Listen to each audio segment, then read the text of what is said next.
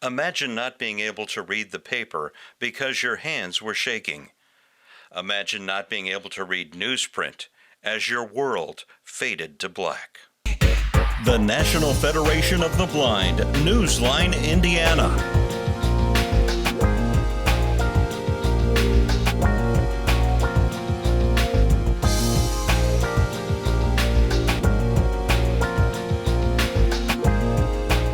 With your host, Lee Barton, and co-host, Florence Myers.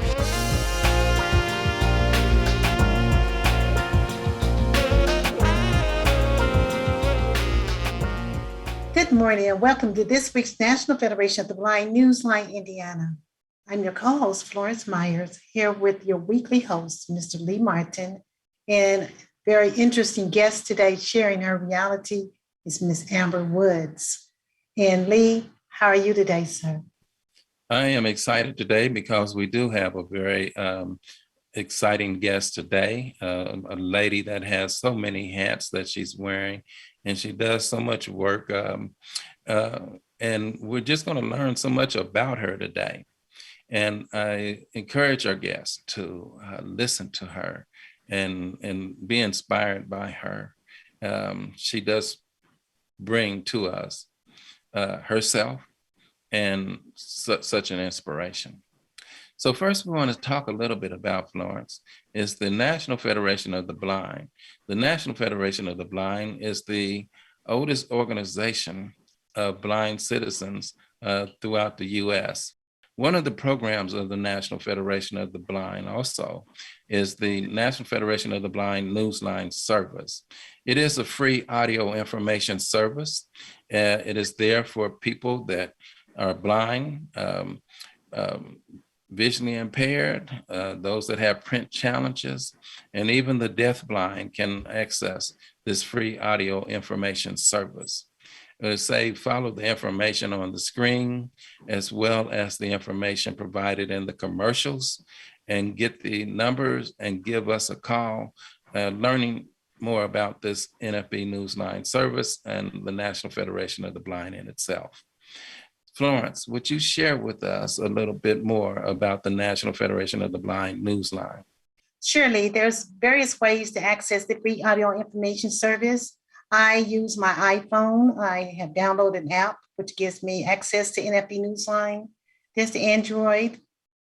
There's the landline phone, the Victor Reader Stream, the computer, and also the A-Lady, I like to call her.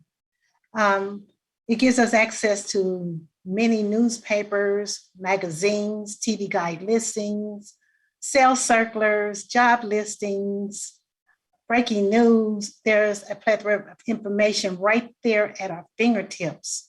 And it also gives us access to another device called a KNFB reader, which allows us to read our documents independently.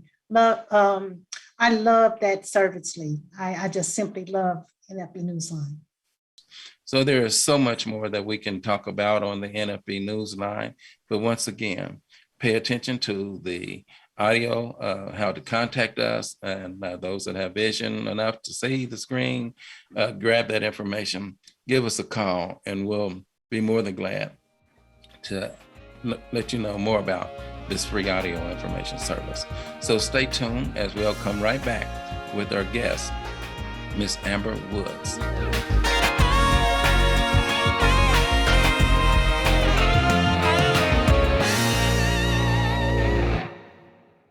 I'm Danny Wayne Beamer, Program Manager of the Elder Blind Program at the Will Center in Terre Haute, Indiana. I introduce the NFB Newsline to seniors in 13 southwestern counties in Indiana. I also utilize the NFB Newsline for my radio station public affairs shows. The NFB Newsline. Experience it today. Learn more by calling 855-963-6476 or visit nfbnewsline-in.org. We are the nation's blind, and we read NFB Newsline.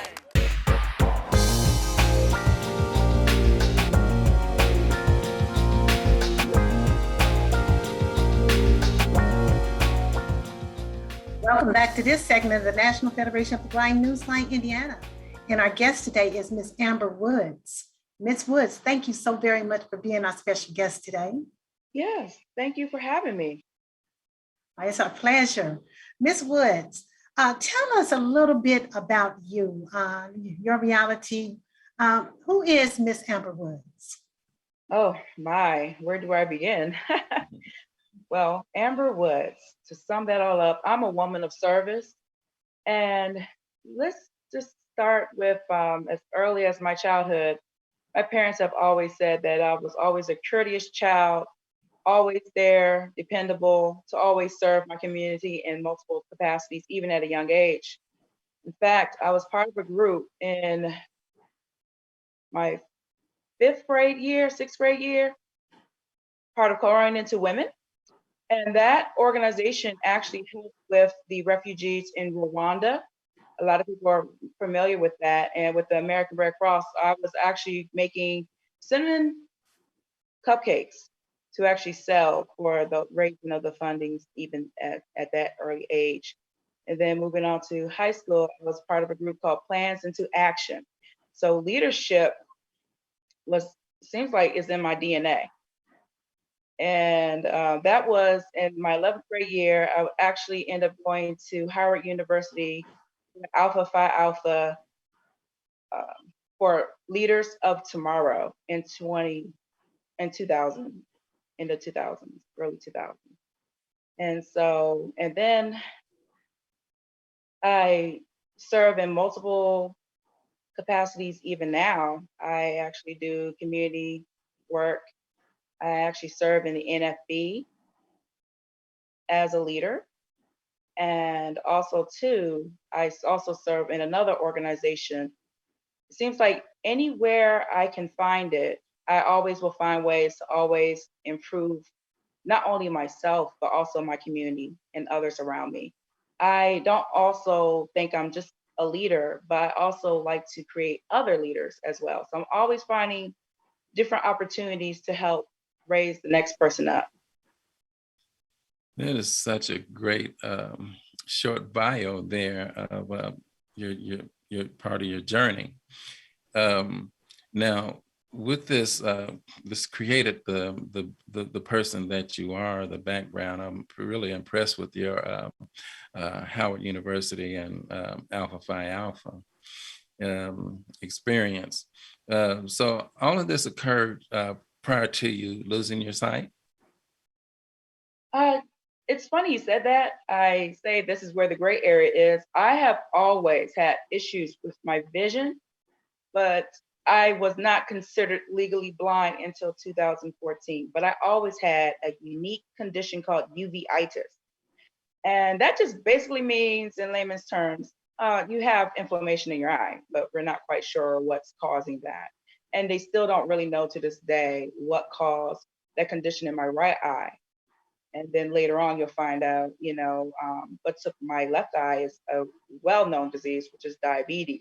And I don't mind talking about that because unfortunately, real quick statistics here, in working adults from 18 to 65 years old, diabetes is the main cause of blindness in working adults.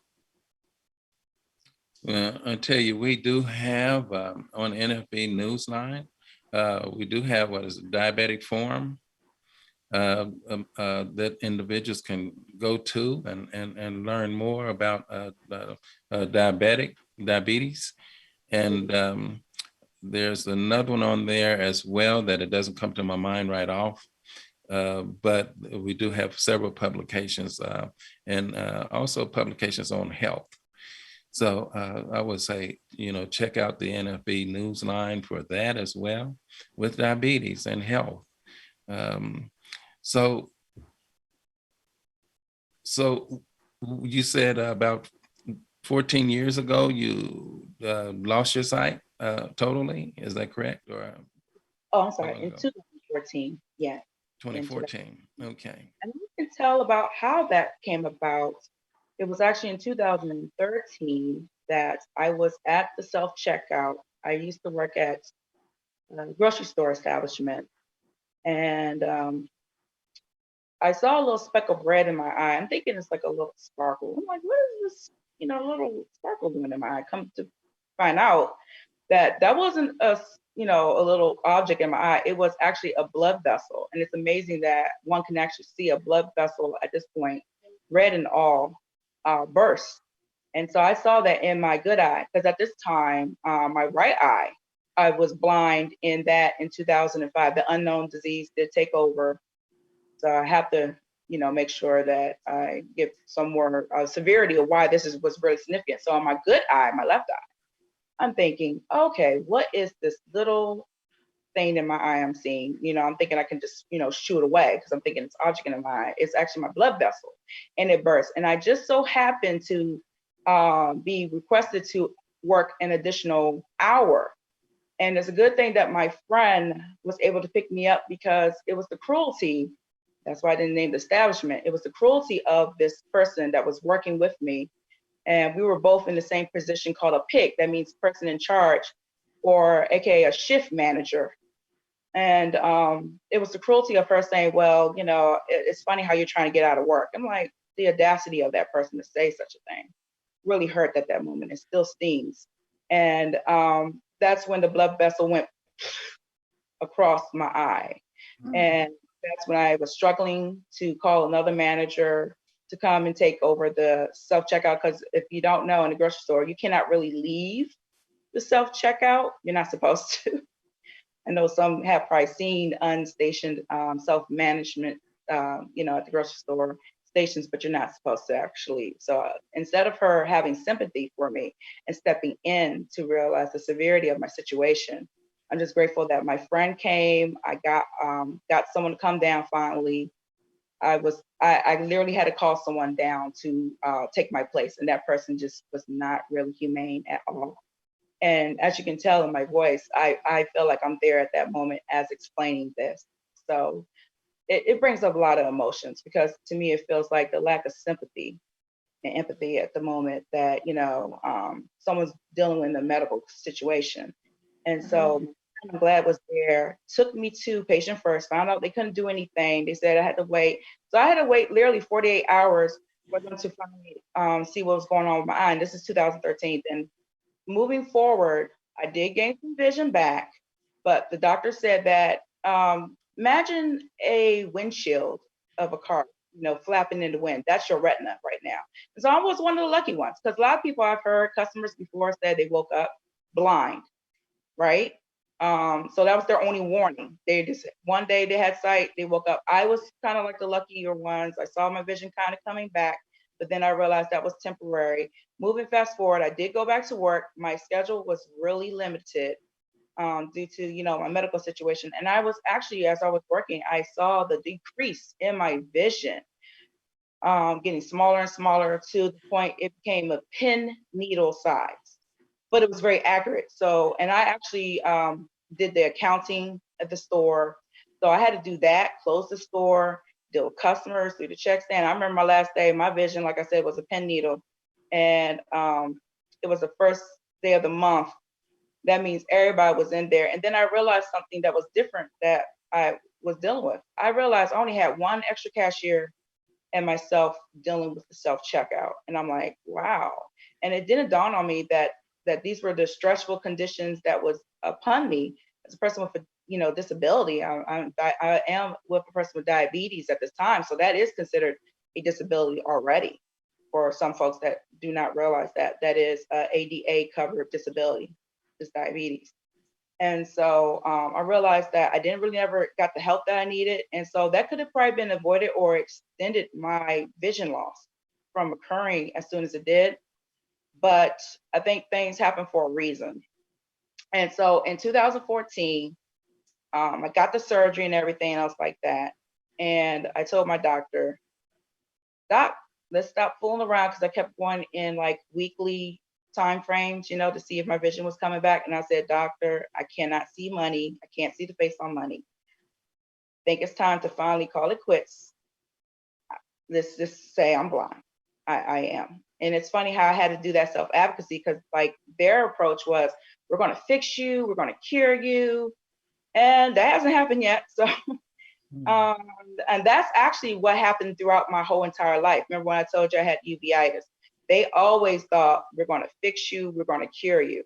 In fact, it's almost as if it was their personal shame when they could not deliver that promise to me. Ever since I was in elementary school, I had vision issues. They were going to fix me. No, you don't need to learn Braille. No, you don't need to know the white cane. And I'm not going to lie. When I first found out that when they finally said, okay, yeah, you're blind, I was happy actually, because I could stop living this lie of saying, you know, you don't need help. You don't need services. You don't need to learn life in a different way that, you know, will benefit you and have a more independent life than to, you know, depend on people all the time to get to where you want to go. And so that's when I was able to get in with Columbia Lighthouse for the Blind. And that's where I learned the Foundation's Adjustment to Blindness, or FAB class for short. And also, too, that's when I actually found out the NFB. So after I finished going through the Columbia Lighthouse for the Blind in 2014, which was in that same year in October. So just imagine that time frame between, it was June when we did this unsuccessful surgery, and it was in August again when I got another unsuccessful surgery for my diabetic retinopathy, because in 2005, we just gave up on the right eye completely and just focused on the left eye. And then, and so in October, I graduated from the Foundation's Adjustment to Blindness, and I had to go through a rehabilitation DOORS. So I can't forget DOORS. So for a lot of people, that's a rehabilitation services that states normally have located. They can go by numerous different names. So I'm grateful that I was able to get into DOORS. And then I was able, after October, I went to something called County Resource Day that the National Harbor chapter, that unbeknownst to me, I would join in 2015. They had a County Resource Day, and my instructor, Mr. Dean Stonecipher, had said, Amber, you really got to go to this event. You really, really got to go. And I said, Dad, we got to go to this event, because Mr. Dean Stonecipher, he was my teacher under Columbia Lighthouse for the Blind, you know, FAB class. And he kept really stressing his students, like, you really got to go, get connected to the community, because we can talk blue all to our face, but it won't mean anything until, you know, the students themselves see other peers who are blind as well, living their lives that they want. In fact, one of the late, she's passed and she's gone now, Miss Shirley Morgan, I will never forget her, Miss Shirley Jordan, Shirley Jordan. But funny, I always thought her name was Shirley Morgan. But she was one of my first blind peers I've met that talked to the class. And she said she still put on makeup. And I was blown away when she said, what? You still put on makeup while you're blind? And I was so amazed that, you know, that was like my first introduction. Like, you can still live your life the way you want to. And you most certainly can live the life you want. And I'm sure that Florence knows all about that makeup. So we're going to take a short pause, and we're going to come back with this interesting interview with Miss Amber Woods. Stay tuned.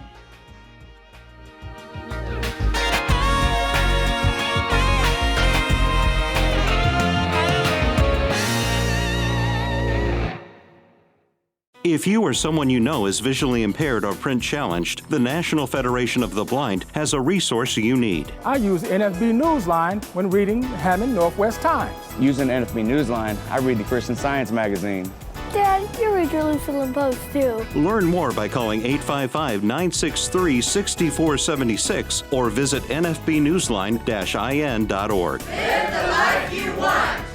Read NFB Newsline. It's free.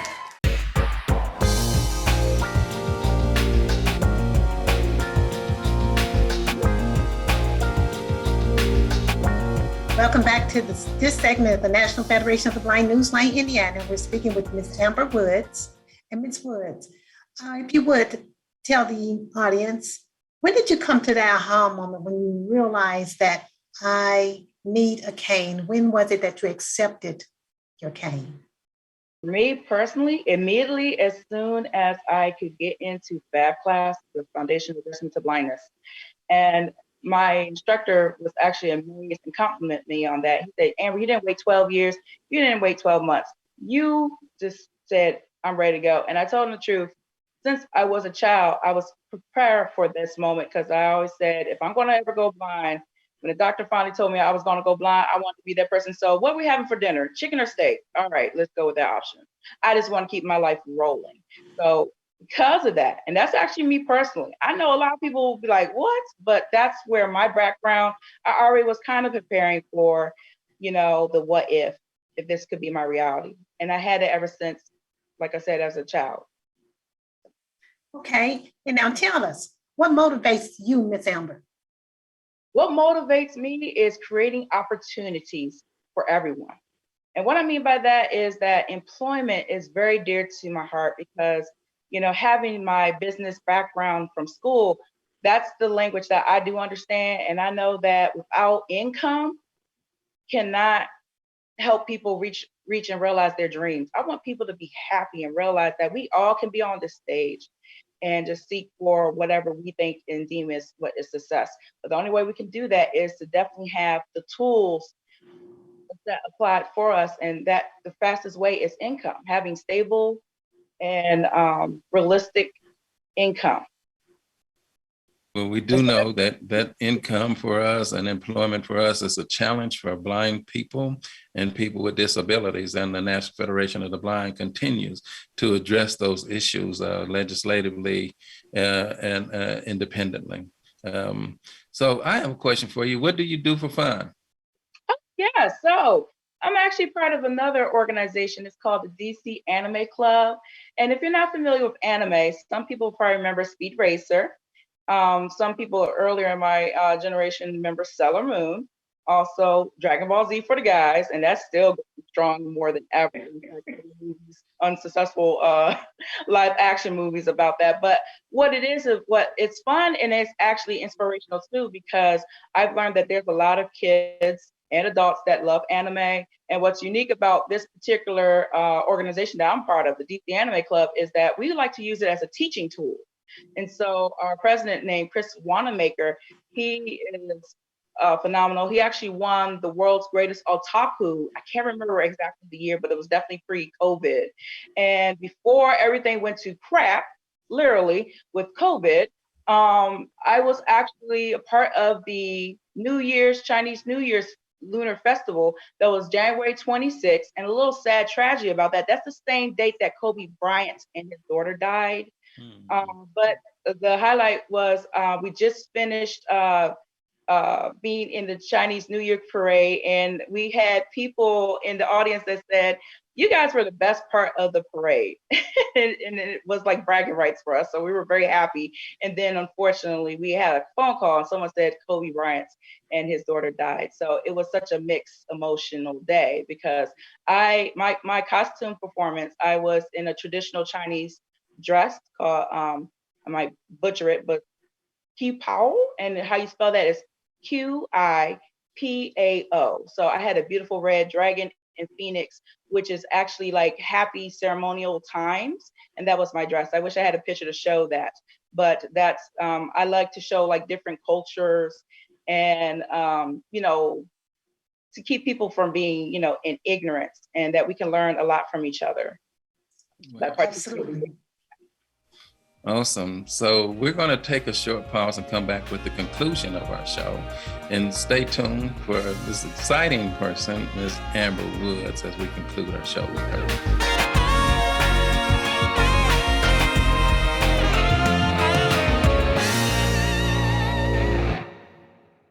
I am a blind vendor, and one of the things that I truly miss is reading Vending Times magazine.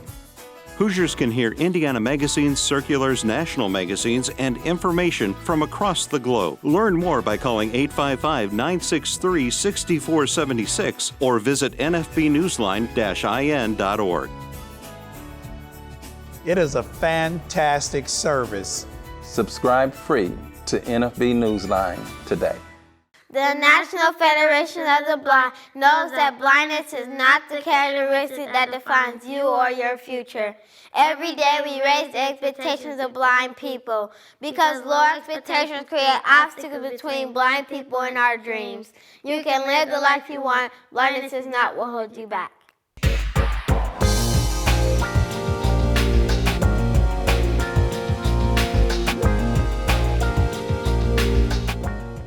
Welcome back to the conclusion of our show, and we've been speaking with Miss Amber Woods. Miss Woods, what would you want people to learn from you, your experiences? Yes, so what I really want people to learn, you just really want to live life. Now, the purpose in life, that's a different and trickier thing, and that success is whatever you make it.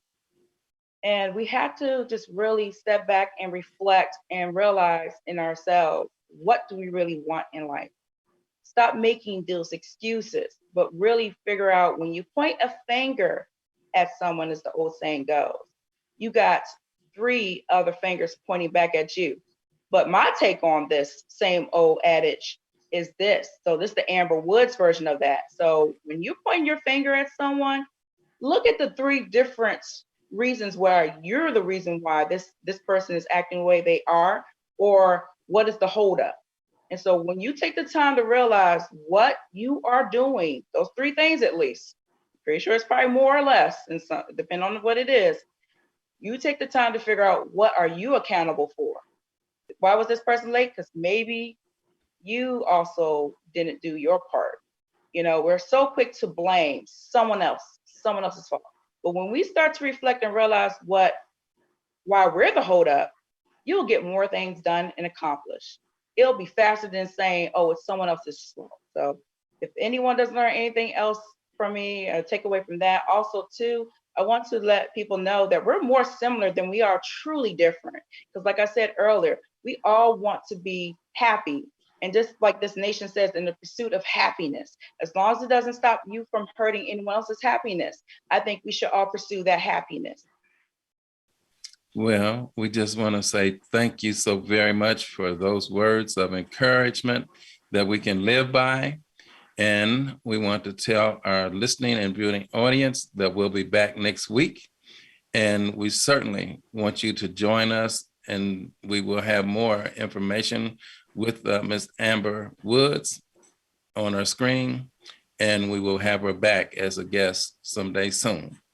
So stay tuned for us next week. We look forward to sharing with you then. God bless, stay safe, take good care.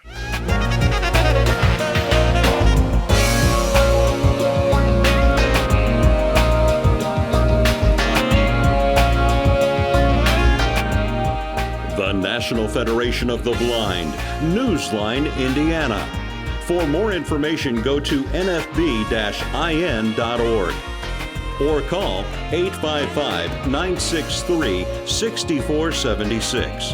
That's 855-963-6476. The National Federation of the Blind encourages you to live the life you want.